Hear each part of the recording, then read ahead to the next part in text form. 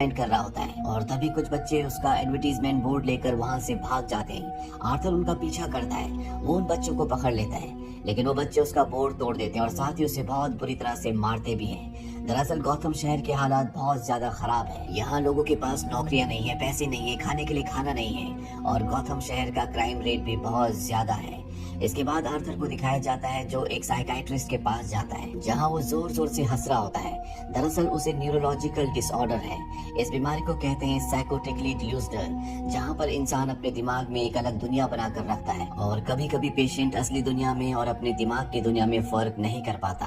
Arthur इस बीमारी की फर्स्ट स्टेज पर होता है। इस बीमारी में इंसान हमेशा वैसे एक्सप्रेस नहीं कर पाता जैसा वो फील कर रहा होता है। इसीलिए आर्थर जब भी टेंशन में होता है तो वो जोर जोर से हंसना शुरू कर देता है। इसीलिए आर्थर हंस रहा होता है। वो डॉक्टर से कहता है कि वो एक स्टैंड अप कॉमेडियन बनना चाहता था, पर गौतम शहर जो कि एक जुर्म की दुनिया बन चुका है, यहाँ पर कुछ भी बनना इतना आसान नहीं है। वो डॉक्टर को अपनी डायरी दिखाता है जिसमें उसने लिखा होता है कि मैं आशा करता हूँ कि मेरी मौत की कीमत मेरी जिंदगी से ज्यादा हो। डॉक्टर से मिलने के बाद आर्थर अपने घर आ जाता है, जहाँ पर वो अपनी मॉम के साथ रहता है। उसकी मॉम किसी जमाने में इस शहर के मेयर, जो कि एक बिलियनियर हैं, जिनका नाम है थॉमस वेन, उनके लिए काम किया करती थी, पर अब उनके पास भी काम नहीं है। आर्थर अगले दिन जब काम पर जाता है तो उसका कोलीग कहता है कि मैंने सुना तुम्हें किसी ने मारा।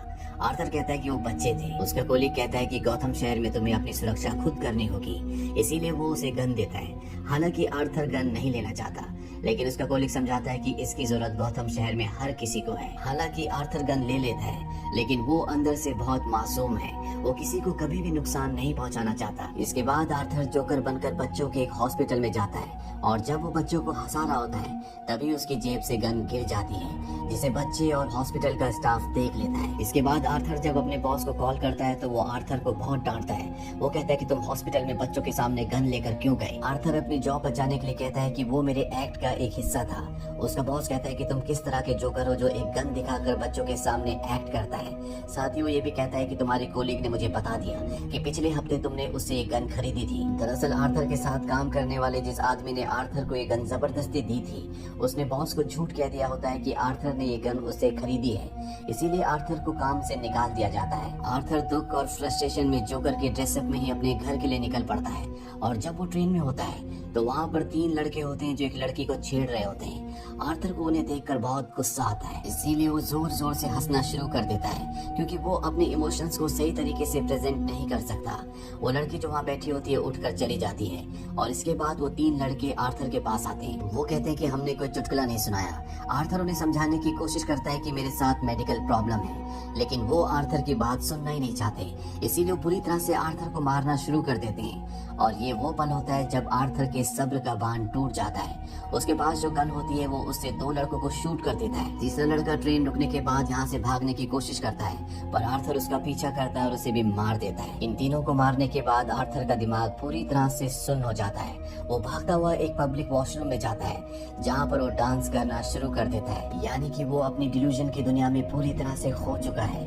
आर्थर, जिसका दिल बच्चों की तरह मासूम है, जो कभी किसी का नुकसान नहीं पहुंचा सकता, जो अपनी बीमारी से जूझ रहा है, गौतम शहर ने और यहाँ के क्राइम ने उसे आज एक मुजरिम बना दिया है। आर्थर यहाँ से अपनी नेबर, जिसका नाम सोफी है, जो कि एक सिंगल मदर है, जिसे आर्थर पसंद करता है और वो भी आर्थर से अच्छे से बात करती है, उसके पास जाता है और अब वो उससे फिजिकली क्लोज भी हो जाता है। वहीं अगले दिन शहर के मेयर थॉमस वेन का टीवी पे इंटरव्यू लिया जाता है और उनसे उन 3 कत्ल के बारे में पूछा जाता है जो आर्थर ने किए थे, क्योंकि वो तीनों के तीनों थॉमस वेन की कंपनी में ही काम किया करते थे।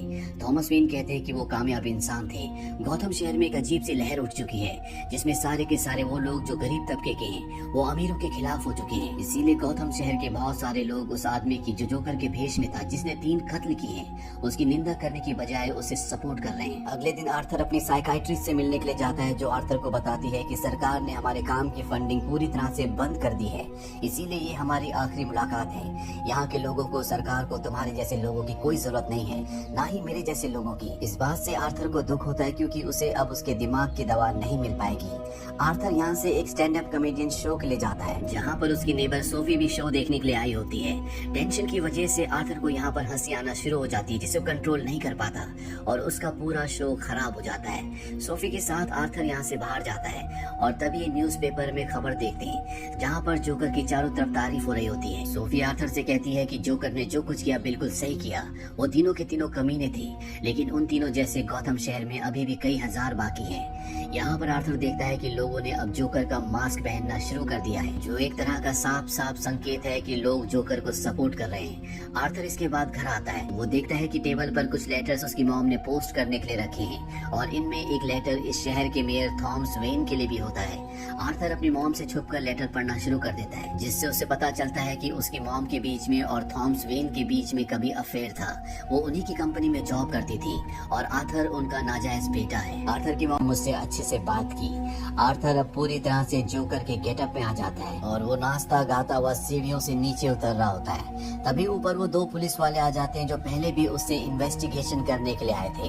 वो आर्थर को रुकने के लिए कहते हैं, लेकिन आर्थर वहाँ से भाग जाता है। वो दोनों पुलिस वाले उसका पीछा करते हैं। आर्थर अब ट्रेन के अंदर चला जाता है, जहाँ पर पुलिस वाले भी आ जाते हैं, लेकिन पुलिस वाले देखते हैं कि ट्रेन के अंदर जितने भी पैसेंजर्स होते हैं उन सब ने जोकर का गेटअप धारण किया है, क्योंकि शहर में चारों तरफ प्रोटेस्ट चल रहा है। सब जोकर को फॉलो करते हैं, इसीलिए सब ने जोकर का मास्क पहना हुआ है। पुलिस वाले जब लोगों को पीछे हटाते हैं तो एक प्रोटेस्टर को गोली लग जाती है, जिस वजह से सभी प्रोटेस्टर भड़क जाते हैं और वो पुलिस वालों पर हमला कर देते हैं। मौका देकर आर्थर यहाँ से निकल जाता है और वो फ्रैंकलिन के शो में पहुंच जाता है। वो फ्रैंकलिन को कहता है कि आप मुझे जोकर के नाम से इंट्रोड्यूस करवाना। शो शुरू होने के बाद ऐसे ही होता है। आर्थर जोकर के रूप में अपने आप को इंट्रोड्यूस करता है। वो नाचता है, गाता है, लोगों को हंसाता है, लेकिन इसके बाद वो बताता है कि सबवे में ट्रेन के अंदर जो 3 मर्डर हुए थे वो मैंने किए थे। अगर उनकी जगह मेरा वहाँ पर मर्डर हो जाता तो इसके बारे में कोई बात भी नहीं करता।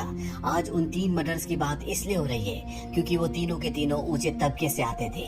वो थॉमस वेन की कंपनी में काम करते थे। थॉमस वेन उनके बारे में टीवी पर आकर बोले, उनके लिए रोए, इसीलिए आज ये एक मुद्दा बन गया है और तुम भी उन्हीं लोगों में से हो। पिछले शो में तुमने मेरा टेप चलाकर मेरा मजाक उड़ाया और जब वो शो बहुत हिट हो गया तो तुमने मुझे अपने फायदे के लिए यहाँ पर बुला लिया। फ्रैंकलिन आर्थर को यहाँ पर ब्लेम करता है। वो कहता है कि तुम्हारी वजह से शहर में दंगे हो रहे हैं, 3 लोगों की मौत हो गई, सबवे में 2 पुलिस वालों को बहुत बुरी तरह से पीटा गया, वो आईसीयू में है। आर्थर कहता है कि तुम्हें नहीं पता कि जब एक ऐसे इंसान को जो दिमागी रूप से बीमार है समाज पूरी तरह से नकार देता है, उसे पूरी तरह से छोड़ देता है, उसका मजाक उड़ाता है, तो उसे कैसा लगता है। फ्रैंकलिन को आर्थर की बातों पर बहुत गुस्सा आता है। वो कहता है कि पुलिस को बुलाओ। आर्थर उसे सिर पर गोली मारकर वहीं मार देता है। इसके बाद दिखाया जाता है कि आर्थर को पुलिस की गाड़ी से यहाँ से ले जाया जा रहा होता है, लेकिन तभी वो प्रोटेस्टर जो जोकर को यानी कि आर्थर को फॉलो करते हैं, वो पुलिस की गाड़ी में एम्बुलेंस से टक्कर मारते हैं, जिससे पुलिस की गाड़ी पलट जाती है।